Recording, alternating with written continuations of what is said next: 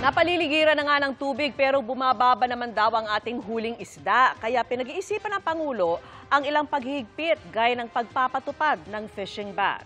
Agad umalma ang isang grupo ng maliliit na mangingisda at nakatutok si Ivan Mayrina. Ang Pangulo na nagsabi kumukonti na ang huli ng mga mangingisda. Kaya raw pinag-iisipan na ng Pangulo ang pagpapatupad ng ilang paghihigpit para raw mapigil ang overfishing. Sa datos ng Philippine Statistics Authority, bumaba ng mahigit 11% ang fish production ng bansa sa second quarter ng taong ito kumpara sa parehong panahon nung nakaraang taon. O ba ang ating nahuhuli ng ating mangingisda dahil hindi na nasira na yung mga ibang kung saan pinalalaki mga isda.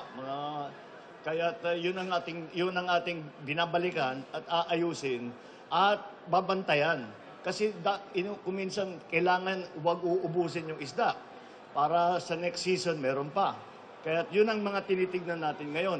At may mga lugar na hindi dapat gawing palaisdaan dahil ito nga ay para sa breeding, para dumami ang population ng mga isda.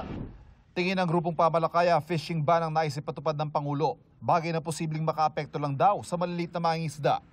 Sila lang daw kasi ang nahuhuli at pinagmumulta at hindi ang malalaking commercial fishing vessel. Dapat din daw itigil ang mga reclamation at conversion na malaki rin ang epekto sa supply ng isda. Sabi naman ng Bureau of Fisheries and Aquatic Resources o BIFAR, bilyong pisong nawawala sa illegal, unreported at unregulated fishing. Kailangan daw ng regulasyon dahil hindi naman unli ang ating mga yamang dagat. May tinatawag din tayong unregulated fishing. Ibig sabihin, uri ito ng pangingisda na kung saan walang regulasyon, walang kontrol. So, hindi ito maganda para sa ating karagatan dahil kailangan maging sustainable ang paggamit natin ng ating likas na yaman.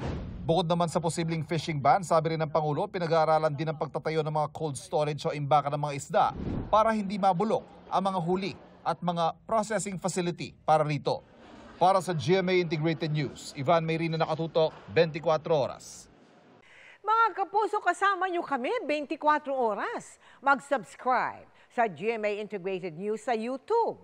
Sa mga kapuso abroad, bisitahin ang GMA Pinoy TV at www.gmanews.tv.